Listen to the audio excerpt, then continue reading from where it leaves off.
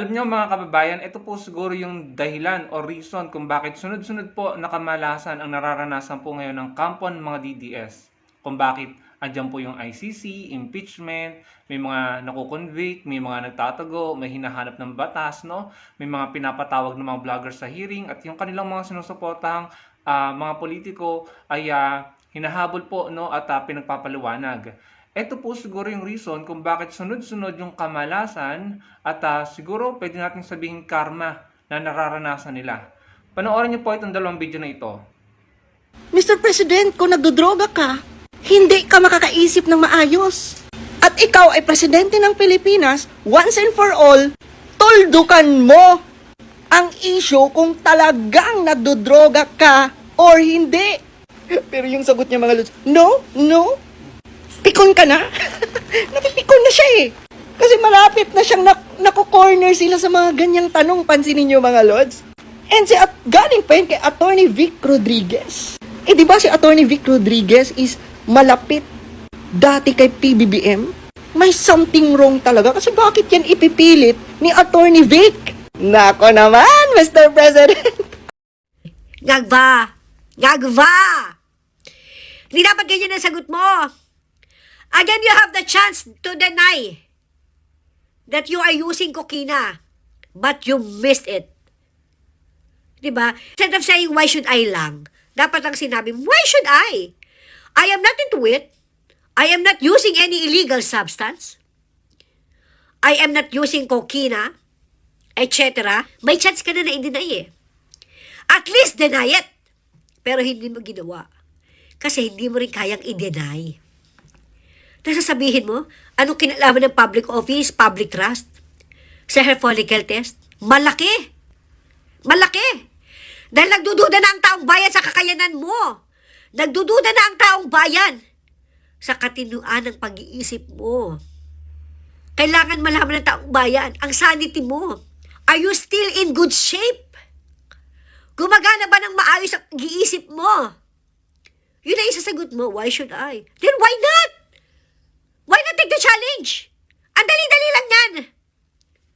Kung ikaw ay hindi nagdodroga, para na rin siya ikakatahimik ng taong bayan, why not take the challenge? Instead of saying, why should I? Bakit hindi mo sabihin, of course, why not? That is if you are not into it. But because you are into it, hindi mo kaya. You do not even have the nerve, the guts to deny it. Even your wife, even the wife and the children, hindi rin nilang magawang i-deny ito. Even your friends, even your allies, alam nila lahat ang issue about your drogation. But nobody na nagtangka na ipagtanggol ka about it. So yun, napanood po natin mga kababayan. Kitang-kita naman yung narrative nila. Pare-pareho po sila ng sinasabing ganyan. Magkakamukha po ang kanilang narrative. In my opinion, gusto nilang palabasan na hindi po mentally fit ang ating presidente para mag-lead ng ating bansa. Para mamuno sa bansa, yun po yung aking pagkakaunawa na gusto nilang iparating sa mga tao. Na hindi po kaya ng Pangulo, na hindi po siya fit, no? Na meron po siyang problema sa pag-iisip. Yun po ang gusto nilang palabasin. Dahil lagi po nilang dinidiktik sa atin na ang Pangulo po ay gumagamit, user, at yung nga pong term na ginagamit nila, nagpupulburon at bangag. Yung po yung lagi nilang paulit-ulit na sinasabi sa mga tao. Kasi nga po, mga kababayan, ng strategy po, no, ang kasinungalingan pag pinaulit-ulit, nagmumukhang totoo. Repetition, retention. Yung paulit-ulit na sinasabi nila, nararating po sa utak ng mga tao. Kahit po minsan, nakakaumay, nakakapagod, paulit-ulit po tayong nagpapaliwanag, paulit-ulit po tayong lumalaban sa kanilang naratibo. 2024 or 2023 pa nila yung sinasabi, up to now, 2025, ganun pa rin po yung kanilang bukang bibig. About hair follicle test, about drug test, about pulburon, about bangag-bangag, na talagang kahit naman po si dating Pangulong Duterte sinabi na niya, no, nung una sinasabi niya nasa narco-list, tapos biglang binawi, wala daw doon. Na iba-iba yung sinasabi niya. Paano pa natin paniniwalaan yung sinasabi nila? Kahit yung mga pinuno nila, iba-iba ang sinasabi, mga kababayan. And si Atty. Vic Rodriguez, no? Dati, Ang sinasabi niya, okay na ang Pangulo nakapagpa-drug test na. Tapos nung nagkaroon sila ng pagkakahiwalay, kumbaga hindi na sila magkasama ng Pangulo, ngayon biglang siya na rin nananawagan at ginagamit yung narrative ng kampo ng mga DDS. So anong ibig sabihin nito? Nung magkasama kayo, hindi mo pinananawagan yung ganyan, yung mga drug test na yan. Pero ngayon na magkahiwalay na kayo at hindi na kayo magkasundo, bigla ka nang nananawagan ng ganyan. So, obviously, sa aking pong opinion, pamumuliti ka. At yung mga supporters nila, yan, mga DDS, yan po yung bukang bibig, mga kababayan. 2025 na, no? Malapit na namang mag-2026. Ang bilis ng panahon, matatapos na po ang term ng Pangulo sa 2028. Yan pa rin ang bukang bibig nila. Dahil nakikita po natin, miserable na po, desperado na po, no? Sinasabi nila, yung lagi nilang sinasabi na gusto nilang palabasin na hindi po mentally fit ang Pangulo sa pamumuno ng bansa. Bakit? Nakakitaan niyo po ba ang Pangulo? Nakaringgan niyo si PBBM ng mga salitang hindi pinag-isipan, ng mga salitang maaaring magdulot ng gulo sa bansa, ng mga salitang maaaring ikapahamak ng mga Pilipino, at ng kung ano-ano pang mararahas, violenteng pananalita, gaya ng mura, para magdulot ng sakit sa mga Pilipino, para maging polisiya at mapahamak ang mga inosenteng Pilipino. Nakarinig po ba kayo sa kanya ng ganan para masabi nila na hindi mentally fit ang Pangulo? Sa katunayan, maingat po sa pagsasalita ang Pangulo at sa pagdedesisyon. Dahil kung yan po ay bara-bara at kung yan po ay hindi pinag-iisipan ng sinasabi niyan, baka sinabi niyan, ituloy niyo na impeachment. Tanggalin niyo na yan. Papasokin na ICC.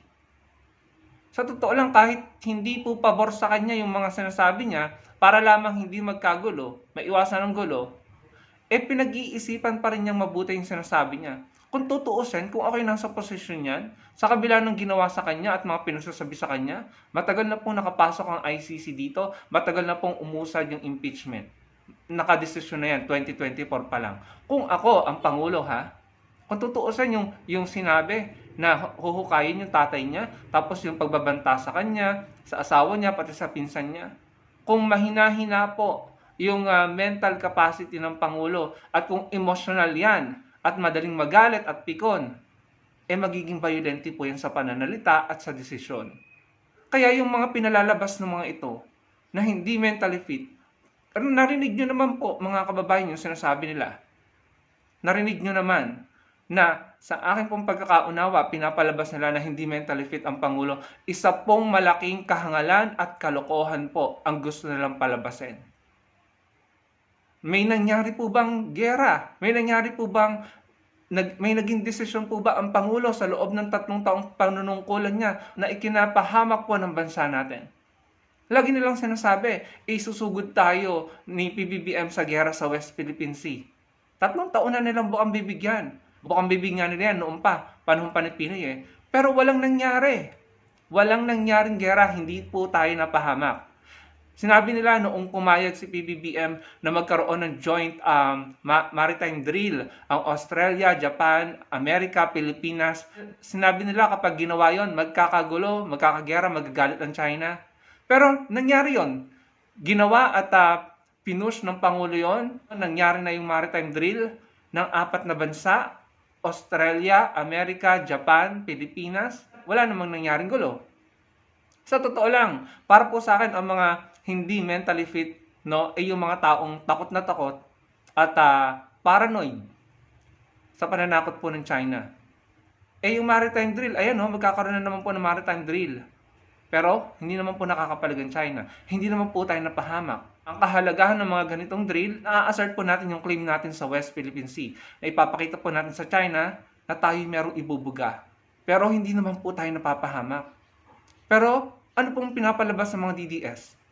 Na tayo ipapahamak ng Pangulo, na yung pagdedesisyon niya hindi niya pinag-iisipan, na naaapektuhan ng kanyang, yung bintang nila na pulburon, naaapektuhan ng desisyon ng Pangulo, na walang kakayahan mentally ang Pangulo na mag-lead ng bansa. Isang malaking kasinungalingan, isang malaking kahangalan.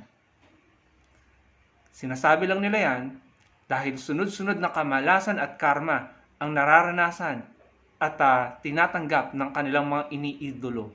At masakit po yun para sa kanila. Yun ang hindi nila matanggap. Kaya pamimersonal, pag-ataking personal, at mga kahangalan na ang ginagawa nila. Miserable, desperado ang mga kababayan. Kaya hindi ko po rin titigilan ng mga ito. Kung hindi po sila tumitigil ng kagaganyan nila, ay hindi rin po tayo titigil ng kasasagot, pagpapaliwanag at paglaban sa kanilang mga pinapalaganap na naratibo. Nagtataka nga ako dito kay Mr. El Toker na kilalang Rosalinda sa TikTok. Pinatawag na yan sa Quadcom or sa Tricom, hindi pumunta, talagang namamayagpag pa rin, ano? Yan po ay dinamanda na ni Senator Trillanes.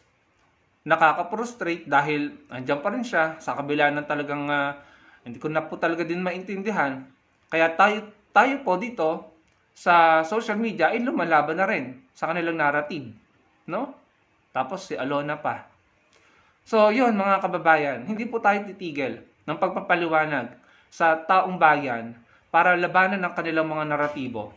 Dahil kahit papaano, no, mga 3, 4, 5, 100 makarinig ng paliwanag natin na unang nakarinig ng mga pinagsasabi nila, at least napaliwanagan natin yung mga tao na sandali, wag muna kayo basta-basta maniwala, wag muna kayo basta-basta magpadala sa emosyon nyo, pakinggan nyo ang paliwanag namin dahil mali po ang naratibo nila. Again, uulitin ko, kung ang bintang nila sa Pangulo na hindi ito mentally fit para mamuno sa bansa ay totoo, then baka po naging emosyonal at naging violente po sa pagdidesisyon si PBBM, pero never pong nangyari yon. Maingat po siya sa kanyang desisyon, yung polisiya po niya maka-Pilipino, makabansa, hindi maka-China, at higit sa lahat, sa 3 taon na panunungkulan niya, hindi po niya tayo pinahamak. No? Pikon lang, masama lang ang loob ng mga ito dahil hindi po maganda ang nangyayari sa kampo nila at sa mga iniidolo nila. Sunod-sunod na kamalasan at karma ang nararanasan, mga kababayan. So, wag po tayong maniwala, no? Patapusin po natin ang presidency ni PBBM hanggang 2028. Tayo po na mismo ang lumaban sa mga ito para protektahan ang pagkapangulo ni PBBM. Dahil kung hindi, again, kapag po talaga nagtagumpay ang ilang grupo dyan sa destabilization na ginagawa nila, tayo po maapektuhang mga Pilipino. Yun lamang mga kababayan, salamat po sa inyong panonood. Sana po yung makapag-komento kayo at malike nyo ang video natin at magkita-kita po tayo sa susunod kong video. Salamat po.